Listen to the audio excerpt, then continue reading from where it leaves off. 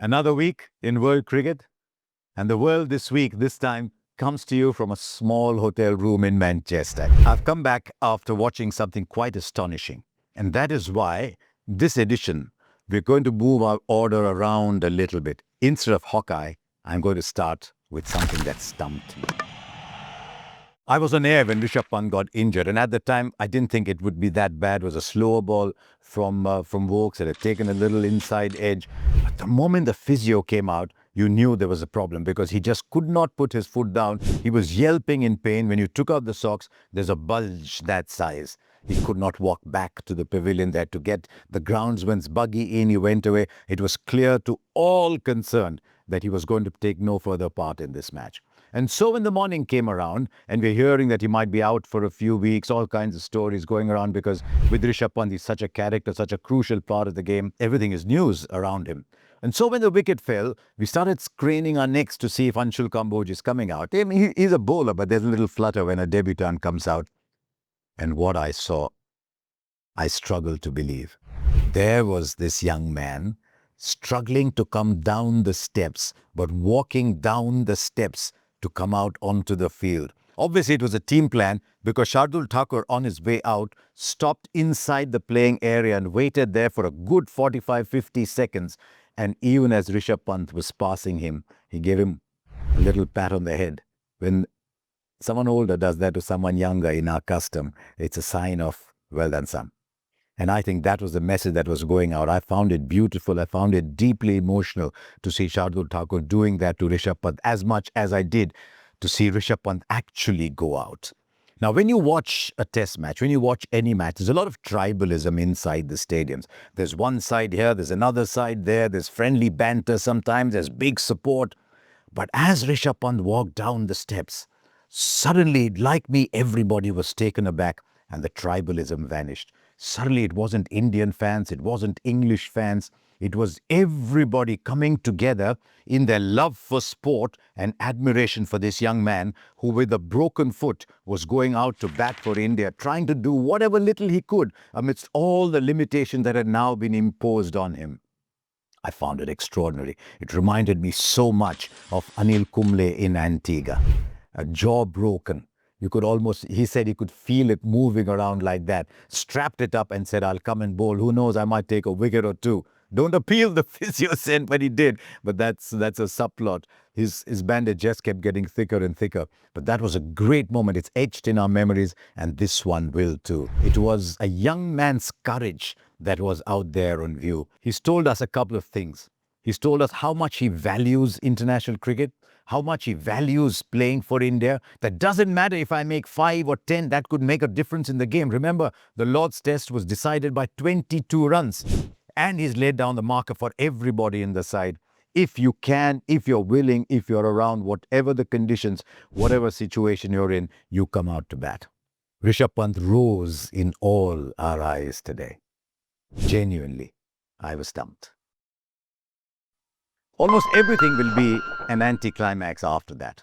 But let's look in Hawkeye at all that happened this week. And something that gave me great joy was the performance of India's women cricketers against a weakened, slightly beleaguered England women's side who are still to recover from the 16-0 thrashing they had in the Ashes against Australia. But you play whoever you're up against, and India won both the T20I series and the ODI series. Their ODI form is looking very, very good.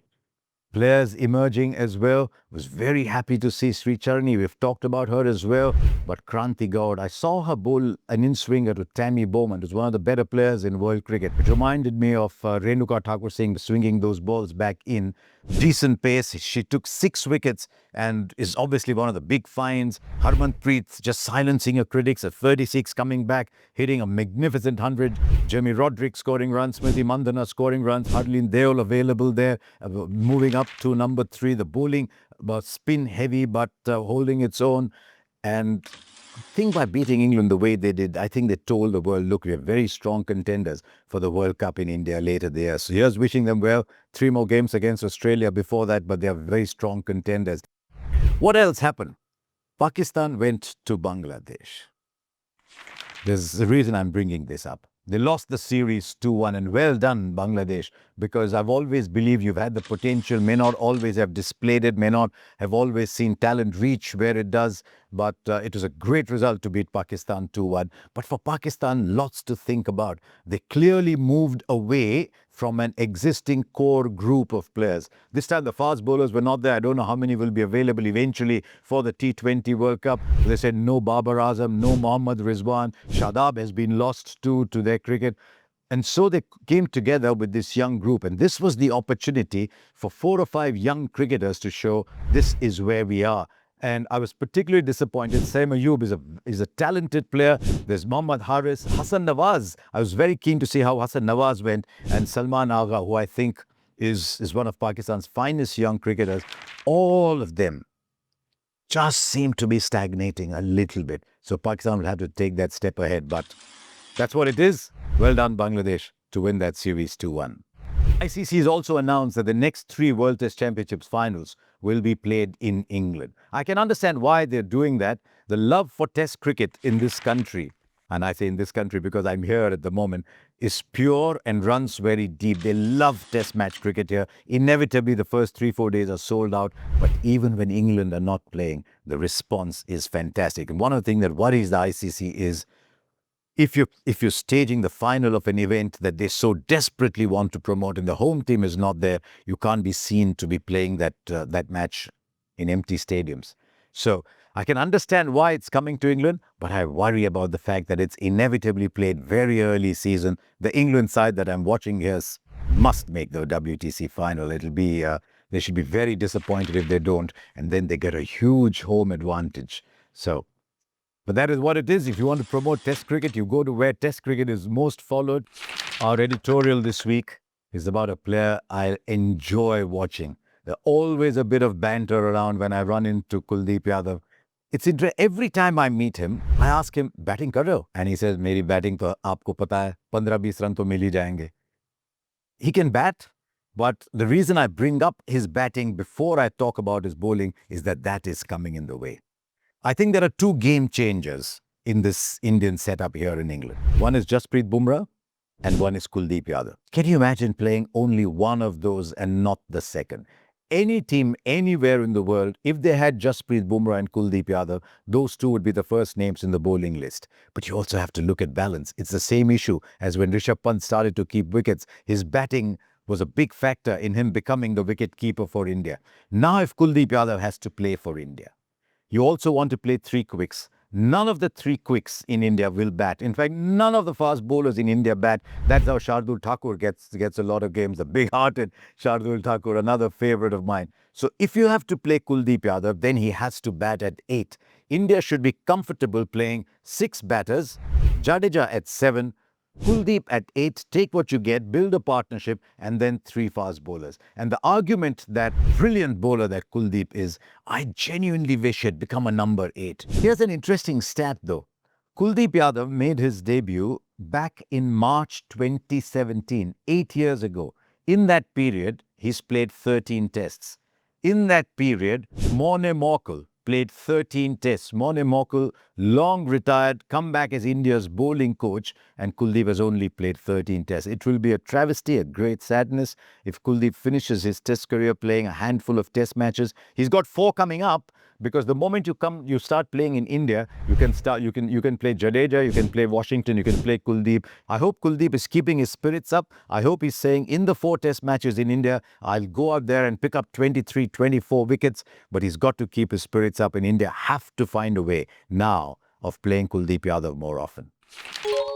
In rock and roll this week, we try and find out what happened in another era, maybe in this week, and it's birthday time. There's only 2 people with Kirmani in their name who've played test match cricket. One is Syed Mushtaba Hussain Kirmani, who played for India, and the other is Zaheer Abbas Kirmani, who played for Pakistan. Zaheer Bhai turns 78.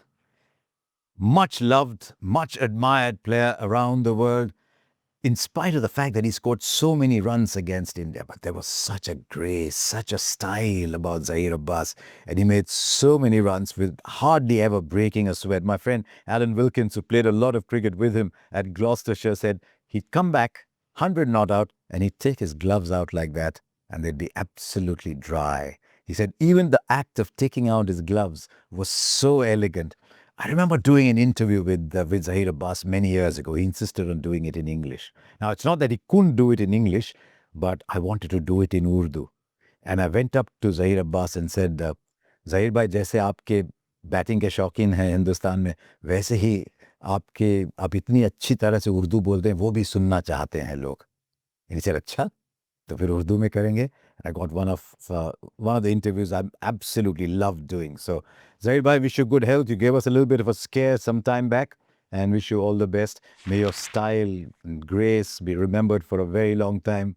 I was very lucky, fortunate to have seen you when you were almost 50 years old. There were so many legends. I wanted to watch you bat, and then you came in at the age of 50, and I knew why you were such a good player. There you are. That's what happened this week. We'll join you once again in maybe a slightly roomier place for the world this week. So thank you for watching and do subscribe to this channel.